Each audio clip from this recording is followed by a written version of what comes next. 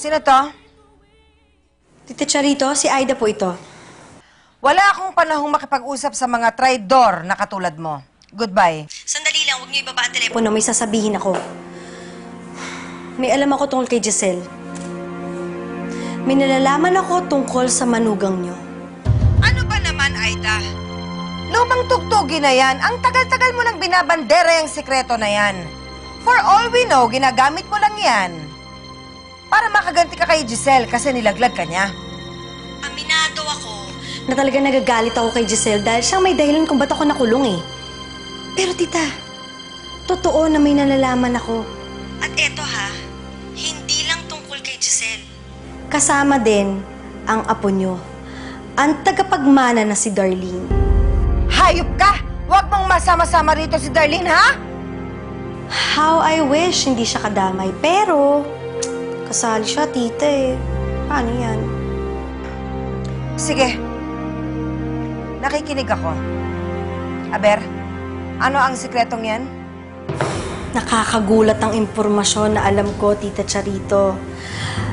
At pag nalaman to ng iba, sigurado akong masisira ang pangalan ng Carbonell. Tama na ang sales talk, Aida. Diretsahin mo na nga ako. Ano nga ang sikretong yan? I'm sorry, Tita Charito, pero hindi libre ang impormasyon na alam ko.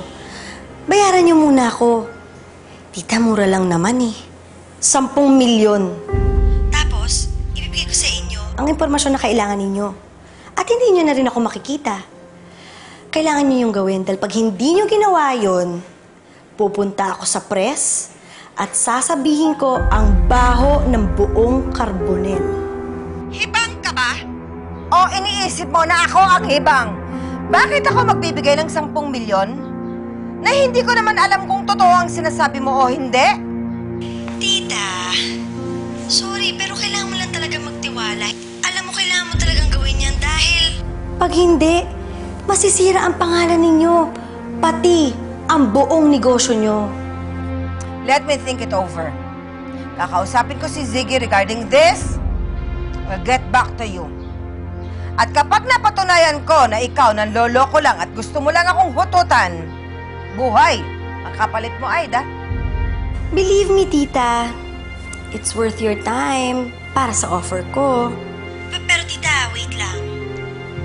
Don't take long dahil pagka hindi nyo ginawa yan agad, pupunta talaga ako sa press at malalaman nila ang buong sikreto ng mga Carbonell.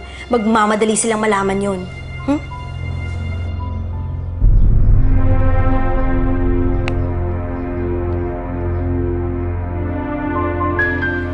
Nay, sino yung kausap niyo? At anong sikreto ng mga Carbonell? May kinalaman ba dyan si Darlene?